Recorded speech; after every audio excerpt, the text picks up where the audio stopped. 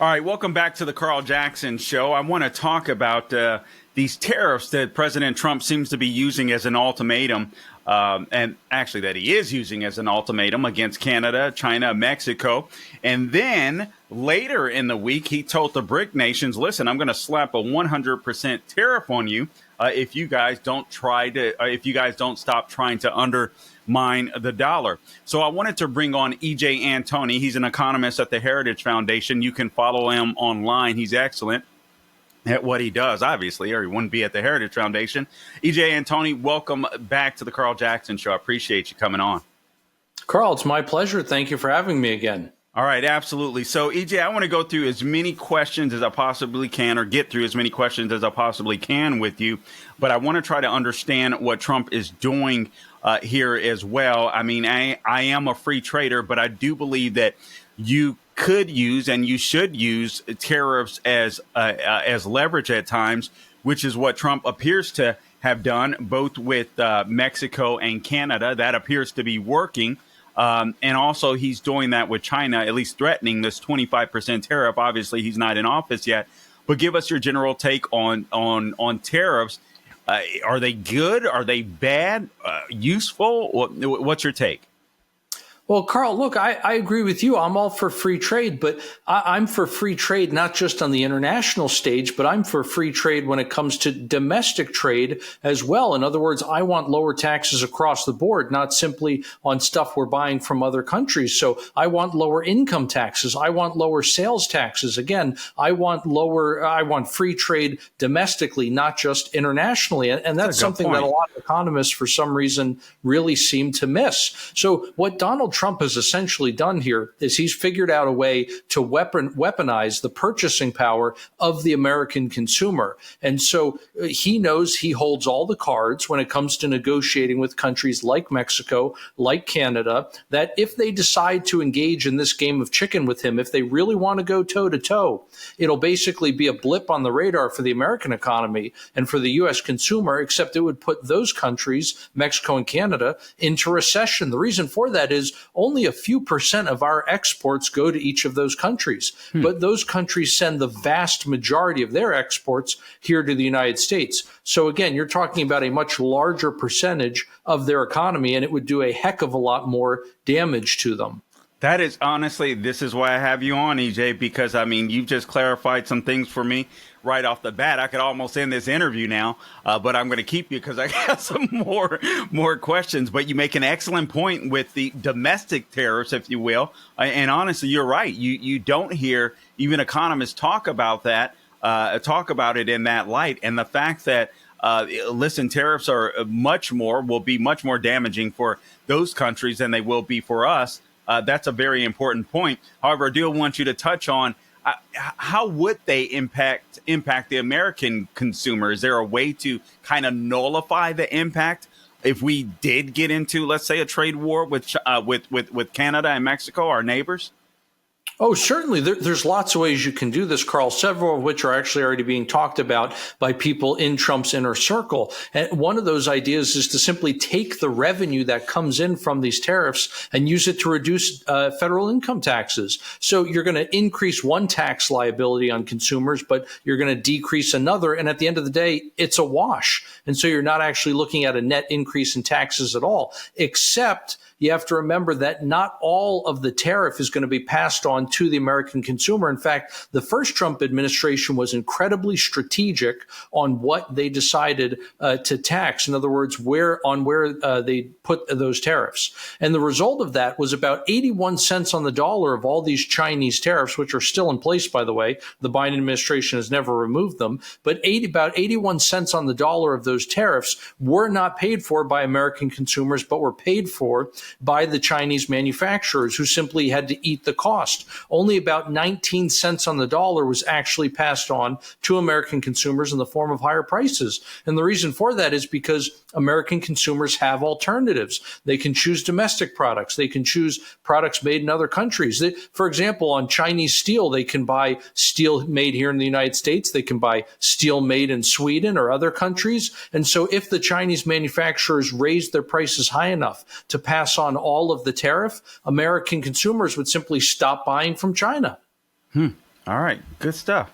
Good stuff, man. This is really good stuff. Again, you're listening to E.J. Antoni of the Heritage Foundation, great economist. Where can they find you online, real quick, E.J.? Oh, best place to find me is on X. The handle there is @RealEJAntoni. Look for the blue check mark to make sure you're not following one of the crypto scammers. Oh my goodness. All right. Okay. And okay. So let me get to this.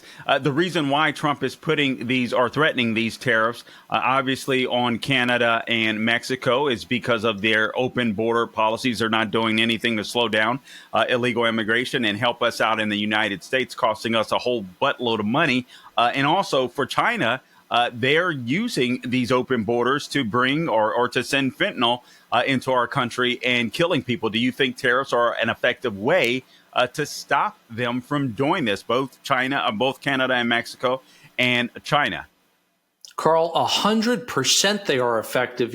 Literally hours after President Trump made this announcement that he was going to slap Canada and Mexico with these tariffs, literally hours later, Justin Trudeau makes a phone call. And it's a day or two after that he is down in Mar-a-Lago kissing the ring and essentially capitulating to Trump. And it's kind of funny. In part of their negotiations, Trump even said, look, if you want no tariffs, then maybe you should just become the 51st state. That goes back to what we were talking about earlier, why do we make these crazy distinctions between international and domestic trade? Why are we taxing one thing and not the other? I mean, if anything, I think there's an argument to be made that we should only be taxing international transactions. I would much rather be taxing the stuff we get from abroad than the stuff made by our fellow Americans. And look, it's not because we hate foreigners. We just love Americans more.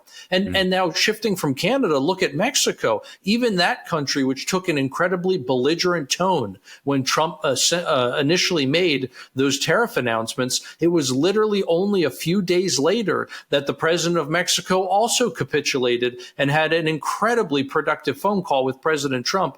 And the man isn't even in office yet, and he's already negotiating a better deal for American producers, whether those are American farmers or American factory workers. I think this is really something amazing, and it's genuinely beneficial for the American people.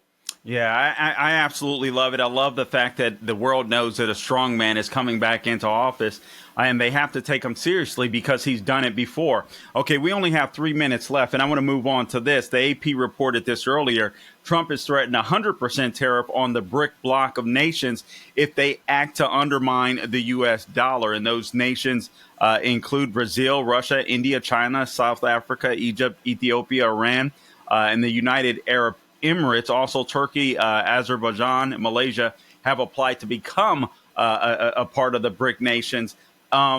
Give us your take on that. 100% tariff on the BRIC bloc nations because they're clearly trying to undermine the dollar. They're getting sick and tired of the dollar being the preeminent currency exchange. Well, and rightly so. Look, you can't blame these nations. It's not that I love them, but you just can't blame them for wanting to essentially get rid of the dollar in terms of a reserve currency, in terms of use as international trade. Look, Carl, we're talking about a currency that has lost a fifth of its value in less than 4 years, courtesy of the Biden administration. Wow. That's a horrific rate of decline. Can you imagine if as a nation... A fifth? Of its value? Yes, the dollar's lost 20% of its value in less than 4 years under the Biden administration. That's a catastrophic rate of decline for nations that were holding their monetary reserves in U.S. dollars. So you have that whole aspect of it. Again, you can't blame these nations. But on top of that, the Biden administration has basically been trying to wield the dollar rather like a weapon in terms of international diplomacy. Look at what they've done with Russia, where they essentially stole Russian assets. These were assets that were not owned by the United States, but were owned by the Russian people and the Russian central bank, and we simply confiscated them. So now every nation in the world is essentially on notice that their dollar assets can also be seized. And, look, that's not an endorsement of Putin or anything he has done. Sure. It's simply observing the fact that the sacrosanct nature of the dollar has been violated. And you have now now nations and their leaders around the world who have voiced this idea that, you know what, if I'm on the wrong side of the president of the United States, maybe that's because I don't agree with his environmentalist stance. Maybe it's because I don't agree with his position on abortion, whatever the case may be. These leaders are now all worried that the same thing is going to happen to them and that their dollars are no longer safe. Is it any wonder that these countries want to dump the dollar as their international standard? Wow, that's a great explanation. Only 30 seconds left then. Are you saying that if Trump were to come in, or when Trump comes in, if the dollar is strengthened, do you think these countries will back away?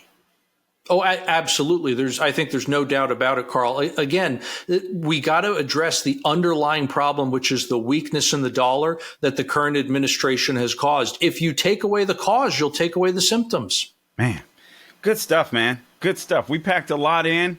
Make sure you check him out online at Real E.J. Antoni of the Heritage Foundation. And check him out, too. He's not only good on the economy, he's very clever on X, too. We appreciate you, man. God bless you. You take care. Thank you, Carl. Hey, Christmas is coming up, and MyPillow is excited to announce that their Christmas extravaganza is finally here. Get this season's flannel sheets for as low as $59.98. They won't last long, so get them while they last. Their famous My Slippers, these haven't been on sale for over a year, and they're regularly priced at $119.98, but for a limited time only, they're now $59.98. And their 6-piece towel sets are back in stock with extremely limited quantities, only $29.98. With hundreds of MyPillow products, there's something for everyone on your Christmas list. From bathrobes, duvets, quilts, down comforters, and so much more. Go to MyPillow.com or call 800-858-0263 and be sure to use promo code Carl to save on all MyPillow products. That's promo code Carl, C-A-R-L. Flannel sheets for as low as $59.98. The 6-piece towel set as low as $29.98. But that's not all. They're extending their 60-day money-back guarantee until March 1st of 2025. Plus all orders over $75 or more ship for absolutely free. Go to MyPillow.com, promo code Carl.